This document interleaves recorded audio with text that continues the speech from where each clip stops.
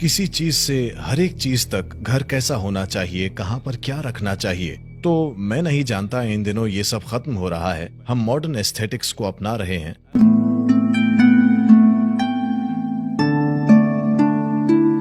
तो मैं नहीं जानता कि उन्होंने आपको बताया कि नहीं। निश्चित ही आपके माता पिता ने आपको बताया होगा। अपने कपड़े अच्छे से घड़ी करके रखने चाहिए, अपना बिस्तर और चादर अच्छे से घड़ी करके रखना चाहिए। यह आपके जीवन में एक अंतर लाता है। इस देश में हमेशा हमें यह बोला गया, सुबह सोकर उठने के बाद अगर आपने अपना बिस्तर अच्छे से घड़ी करके नहीं रखा, तब शैतान आएंगे और उसके ऊपर नाचेंगे, प्रेत आएंगे और उसके ऊपर नाचेंगे। और जब आप अगले दिन उस तरह के बिस्तर पर सोने के लिए जाते हैं, यह आपके जीवन पर असर डालता है। और ये एक द्वंद्वात्मक तरीका है इसे व्यक्त करने का, और ये सच है। हम जिसे शैतान या प्रेत कहते हैं वो जीवन का नकारात्मक रूप है। हम जिसे दिव्य कहते हैं वो जीवन का सकारात्मक पहलू है। वो जो आपको सहारा देता है, आपको समृद्ध करता है, वो दिव्य है। जो आप पर नकारात्मक असर डालता है वो शैतान है। तो बस ये कागज, अगर आप बस इसे मरोड़ कर रख दें, ये ऊर्जा के नकारात्मक रूप को आकर्षित करता है। अगर आप इसे ठीक से फोल्ड करके रखते हैं, ये सकारात्मक हो जाता है। इसीलिए किसी चीज से हर एक चीज तक घर कैसा होना चाहिए, कहाँ पर क्या रखना चाहिए, तो मैं नहीं जानता। इन दिनों ये सब खत्म हो रहा है। हम मॉडर्न एस्थेटिक्स को अपना रहे हैं। वरना अगर मेरी दादी यहाँ होती, हर एक चीज कहाँ पर क्या होना चाहिए, हर चीज एक खास तरीके से होती।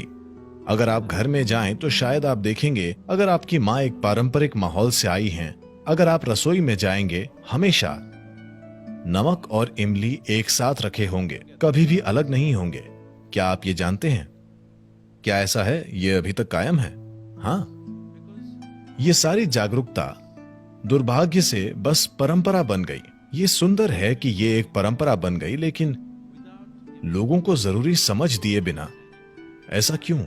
बस ऐसे करो, ऐसे करो। कुछ समय बाद कोई आकर कहता है, मैं ऐसे क्यों करूं? मैं इमली अपने सिर पर रखूंगा, नमक कहीं और। ये ऐसे काम नहीं करता है। आप किस तरह से रहते हैं, इन सब चीजों का उस पर कुछ असर पड़ता है। हर चीज कैसे रखी जानी चाहिए, तो ये देखने का विज्ञान है कि मनुष्य अपने उच्चतम स्पंदन तक कैसे काम कर सकता है।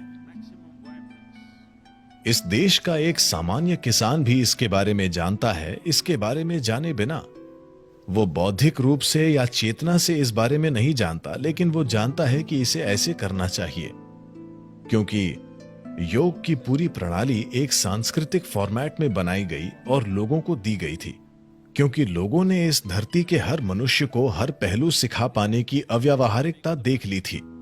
तो इसे सांस्कृतिक बना दीजिए और उन पर छोड़ दीजिए। मैं देखना चाहता हूं कि अगली कुछ पीढ़ियों के बाद, जैसे कोई माँ अपने बच्चों को दांतों को ब्रश करना सिखाती है, वैसे उनके जीवन में योग आ जाए। पहले ऐसा ही होता था। जब अगस्त्य मुनि ने पूरे दक्षिणी उपद्वीप में यह किया था कि हर घर में हर व्यक्ति को यह समझ थी कि इस जीव को उसकी परम संभावना तक पहुंचाने के लिए क्या करना है, तो इन चीजों के लिए वे जागरूक थे।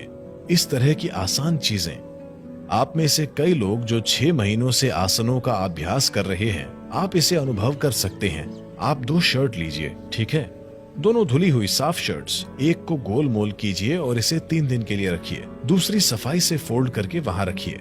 3 दिन बाद एक को पहनिए, अपनी आंखें बंद कीजिए और इसे महसूस कीजिए। दूसरी को पहनिए, अपनी आंखें बंद कीजिए और महसूस कीजिए। बस देखिए कि कैसा महसूस होता है। वो बहुत अलग होती हैं। तो जीवन में हर पहलू लाया गया। तो आप जिसे इस संस्कृति की तरह देखते हैं, क्योंकि इस धरती पर कोई ईश्वर नहीं है, इस धरती पर कोई धर्म नहीं है, ये बस एक तरह का विज्ञान है जिसे संस्कृति की तरह प्रवाहित किया गया। कई विकृतियों की वजह से वो विज्ञान पूरी तरह विकृत हो गया। पूरे समाज में इसे फिर से स्थापित करना आसान नहीं होगा। हम इसे कम से कम कुछ लोगों में फिर से स्थापित करना चाहते हैं, इस उम्मीद से कि वो कभी भविष्य में इसे बाकी लोगों तक ले जा सकेंगे। अगर हम ऐसे 1000 लोग बनाते हैं जो वाकई ग्रहण करें, समझें और उस तरह से रहें, मैं निश्चित ही मानता हूं कि ये 1000 लोग लाखों लोगों तक पहुंच सकते हैं। वो लाखों लोग कई लोगों के लिए ये कर सकते हैं और वो कई लोगों को तैयार कर सकते हैं जो इसे ग्रहण करने में सक्षम हो और ये सब किया जा सके।